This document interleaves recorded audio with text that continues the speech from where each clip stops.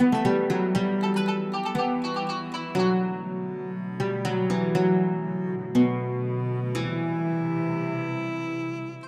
à tous, bienvenue à vous. Nous reprenons aujourd'hui notre voyage avec notre Maître et Seigneur, le messager de Dieu, que la paix et les bénédictions soient sur lui. Nous allons commencer une nouvelle étape de ce voyage, celle des relations sociales de notre prophète, que la paix et les bénédictions soient sur lui. À mon avis, je pense que c'est l'essence même de la question, le cœur du sujet, le résumé du voyage. Nous prenons ainsi la quintessence du voyage en observant la relation de notre prophète, que la paix et les bénédictions soient sur lui, avec ses enfants, avec ses petits-enfants, avec ses amis, avec ses proches, avec ses ennemis, avec ceux qui ne partagent pas son opinion. Comment interagissait-il avec toutes ces personnes et toutes ces catégories? Car dans notre vie quotidienne, nous rencontrons toutes ces situations avec ces personnes. Mais avant de parler de l'un de ces aspects, nous devons d'abord examiner l'axe des relations sociales, dans son ensemble chez notre prophète, que la paix et les bénédictions soient sur lui. D'où partait-il et jusqu'où allait-il?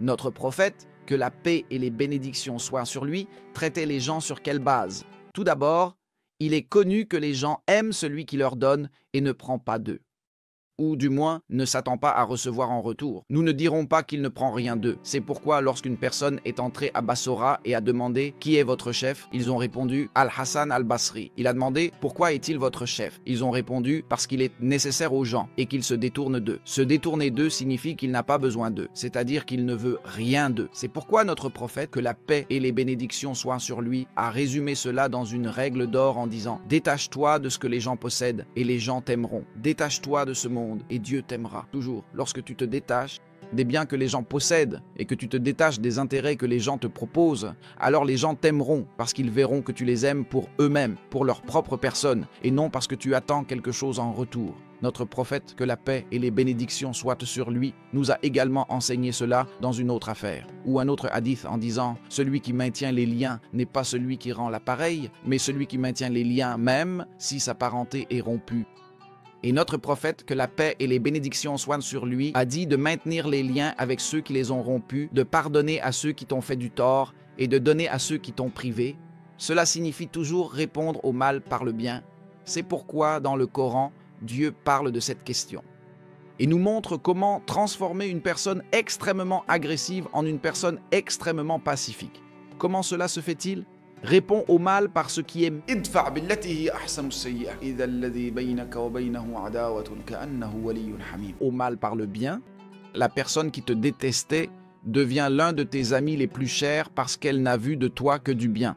La nature humaine est faite ainsi, elle est faite pour aimer le bien, pour aimer la personne qui lui donne, qui se dévoue pour elle, qui lui offre. C'est pourquoi notre prophète, paix et bénédiction sur lui, pardonnait toujours ce qui le concernait, il renonçait toujours pour les gens, il pardonnait toujours à ceux qui lui faisaient du tort. Imagine, les Quraysh étaient à un stade de le traiter de sorcier, de menteur, de devin, de fou, de poète, et de toutes les mauvaises et vilaines caractéristiques. Ils en sont arrivés là, à cause de leur propre comportement, pas à cause de ses comportements. Fais attention, c'est grâce aux qualités de notre prophète, paix et bénédiction sur lui, qu'ils en sont venus à le considérer comme un noble frère et le fils d'un noble frère. Ils en sont arrivés au point d'entrer dans la religion de Dieu en masse. Ainsi, l'axe des relations sociales sur lequel notre prophète, paix et bénédiction sur lui, construisait ses relations était toujours le don, sans attendre de retour. Notre prophète, paix et bénédiction sur lui, donnait comme quelqu'un qui ne craint pas la pauvreté. Une fois, un homme est venu à lui et a dit « Ô messager de Dieu, je suis pauvre, donne-moi. » Alors il lui a donné des moutons entre deux montagnes. Imaginez un grand nombre de moutons. Quand il est retourné à son peuple, ils lui ont demandé « Comment as-tu trouvé Muhammad ?» Il a dit « Je viens de la part de l'homme le plus généreux. Je viens de la part d'un homme qui ne craint pas la pauvreté. » Quelle merveilleuse moralité! Une fois, notre prophète, paix et bénédiction sur lui, distribuait des dons et des butins. Il donnait une part à celui-ci, une part à celui-là, et une part à un autre. Un homme est venu à lui et a dit « Donne-moi, ô messager de Dieu. » Il lui a répondu « Je n'ai rien à te donner. Mais va au marché et achète ce que tu veux. Et si quelque chose nous parvient, nous le réglerons. Je le réglerai pour toi. » Notre prophète, paix et bénédiction sur lui, disait « Celui qui laisse de l'argent, c'est pour ses héritiers. » Une personne qui laisse de l'argent après lui, ses héritiers le partageront, et celui qui laisse une dette ou des enfants, c'est à moi de m'occuper de ses enfants et de régler sa dette. Imaginez la générosité de notre prophète, paix et bénédiction sur lui. Il lui a dit, je n'ai rien pour le régler. Mais va au marché, et si quelque chose arrive, on le réglera. Le prophète a dit cela en présence de notre maître Omar. Notre maître Omar, qui aimait profondément le prophète, fondait d'amour et de compassion. Quand il a vu la natte marquer le flanc du prophète, il a pleuré. « Ô messager, Khosroès dort et César sur la soie, et toi, tu dors sur une natte qui marque tes flancs. » Notre maître Omar pleurait, alors il lui a dit dans la situation du chef, « Achète pour moi. » Il a dit, « Ô messager de Dieu, Dieu ne t'a pas imposé plus que tu ne peux supporter. » Les compagnons décrivent la situation en disant, « Nous avons vu le mécontentement sur le visage du messager de Dieu, paix et bénédiction sur lui. » Il n'a pas aimé cette remarque de notre maître Omar, car il se voyait comme un père compatissant et miséricordieux pour toute cette communauté. Alors, notre maître Bilal s'est levé. « Ô messager de Dieu, dépense sans craindre la pauvreté celui qui possède le trône. Dépense de ce qui est dans les trésors de l'invisible, et Dieu, exalté soit-il, te donnera. » Le visage du prophète, paix et bénédiction sur lui, s'est illuminé, et quand il était heureux, son visage s'illuminait comme s'il était un morceau de lune, selon les compagnons. Puis il a dit, c'est ce qui m'a été ordonné, c'est-à-dire que c'est ce que Dieu, exalté soit-il, nous a ordonné de faire pour satisfaire les gens. Une fois, notre maître le prophète, paix et bénédiction sur lui, a ordonné à notre maître Omar de collecter la zakat. Il lui a dit de collecter la zakat des gens. Omar a donc collecté la zakat et tout le monde lui a donné la zakat sauf 3 personnes. Un nommé Ibn Jamil, notre maître Khalid ibn al-Walid et notre maître Abbas ibn Abd al-Muttalib, les 3 ont refusé. Omar est allé voir le prophète et lui a dit « Tout le monde m'a donné sauf 3 personnes. » Alors le prophète a dit « Qu'est-ce qu'Ibn Jamil reproche, lui qui était pauvre et que Dieu a enrichi? Pourquoi refuse-t-il la zakat de sa richesse alors que Dieu l'a enrichi après sa pauvreté ?» Le prophète s'est étonné de son attachement à ce monde, qui est un monde éphémère. Quant à Khalid, vous êtes injuste envers lui, car Khalid a consacré ses armures et ses épées dans le chemin de Dieu. Cela signifie que tout ce que vous voyez avec Khalid ibn al-Walid, en termes de richesse, est pour la cause de Dieu. Ce n'est pas sa propriété personnelle et n'est donc pas soumis à la zakat. Quant à Al-Abbas ibn Abd al-Muttalib, voyez la relation de notre maître, le prophète, paix et bénédiction sur lui, ou l'axe de la relation. Il a dit, quant à Al-Abbas ibn Abd al-Muttalib, sa zakat est à ma charge et il en a autant avec lui. Ne savais-tu pas, ô Omar, que l'oncle d'un homme est comme son père, l'oncle est comme le père. Ainsi, notre maître le prophète, paix et bénédiction sur lui, a payé la zakat de la part de notre maître Al-Abbas. Notre maître le prophète, paix et bénédiction sur lui, donnait aussi des dons non matériels. Il souriait aux gens, même si son cœur était rempli de préoccupations et d'idées. Si vous saviez ce que je sais, vous pleureriez beaucoup et ririez peu. Il pleurait pour sa communauté, et malgré cela, il souriait aux gens.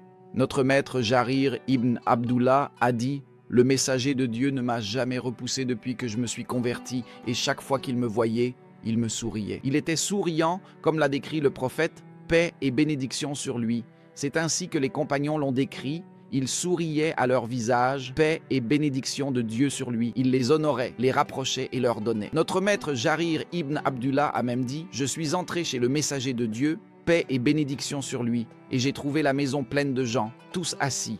Quand il m'a vu, il a enlevé son manteau, me l'a jeté et a dit « Oh Jarir, assieds-toi dessus. » Oh, quelle générosité incroyable! Notre maître le prophète ne demandait même pas à être distingué des compagnons. Vous savez, quand vous demandez à être distingué des autres, de vos pairs, laissez toujours les gens reconnaître votre valeur. Ce sont les gens qui vous évaluent. Notre maître le prophète, paix et bénédiction sur lui, nous a enseigné cela. En effet, lorsqu'il s'asseyait avec les compagnons dans la mosquée, il ne se distinguait pas d'eux, c'est-à-dire qu'il ne s'asseyait pas sur un coussin, ni sur une chaise, ni à un endroit surélevé. Il s'asseyait parmi eux, si bien que si un homme entrait, il demandait « Lequel d'entre vous est Muhammad ?» Il ne pouvait pas reconnaître le prophète, paix et bénédiction sur lui, car il ne se distinguait pas parmi eux. Il lui disait « Ô messager de Dieu, voyez-vous d'où vient la reconnaissance des gens de la création. Ne dites pas que les gens ne reconnaissent pas, que les gens ne font rien. Notre maître le prophète nous a appris à donner.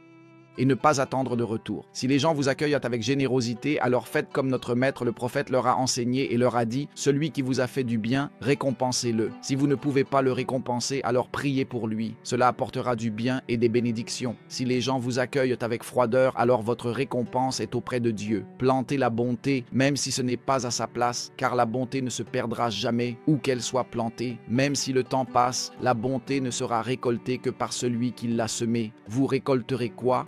Ce que vous donnez et ce que vous offrez aux gens, soit les gens vous le rendront, soit Dieu, le Tout-Puissant, vous récompensera pour cela. Notre maître, le prophète, que la paix et les bénédictions soient sur lui, avait des relations centrées sur le don. Il donnait aux gens, il leur donnait de son argent, il leur donnait de son temps, il leur donnait de son sourire, même si cela était à ses dépens. Et s'il était heureux de quelque chose, il le partageait avec eux, que les prières et la paix soient sur lui. C'est pourquoi les gens l'aimaient. Ils aimaient être en sa compagnie.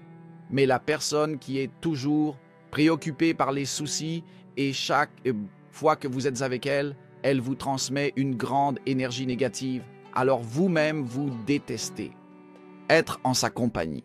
Mais quand une personne est toujours joyeuse, toujours heureuse, toujours optimiste, elle attire le bien. Et notre prophète, que les prières de Dieu soient sur lui, nous a montré toutes ces choses pour que vous soyez une personne acceptée dans la société. Ne soyez pas une personne rejetée par la société. En fait, la société n'a pas de faute, c'est entièrement votre faute. Parce que la société est composée de vous et des autres. Si vous suivez les commandements, alors Dieu, le Tout-Puissant, vous honorera. Mais vous, par la bénédiction de suivre le commandement, faites attention, par la bénédiction de suivre le commandement. C'est-à-dire que lorsque vous faites quelque chose simplement parce que notre prophète, que la paix soit sur lui, l'a dit, alors vous recevez une grande générosité de la part de Dieu le Tout-Puissant. Essayez toujours de faire en sorte que vos relations soient basées sur le don et le partage. Et ne vous en plaignez pas, mais faites-le avec ouverture d'esprit et amour pour cela, et avec amour pour les gens et les créatures autour de vous.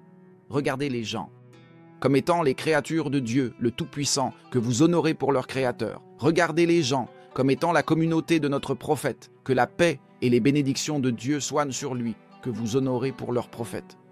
Lorsque vous avez cette intention, vous serez honoré dans ce monde et honoré dans l'au-delà auprès de notre prophète. Que la paix et les bénédictions de Dieu soient sur lui. Celui qui honore sa communauté est honoré par le messager de Dieu, au point que notre maître Moïse, et nous savons tous à quel point il a honoré la communauté parce qu'il était la cause.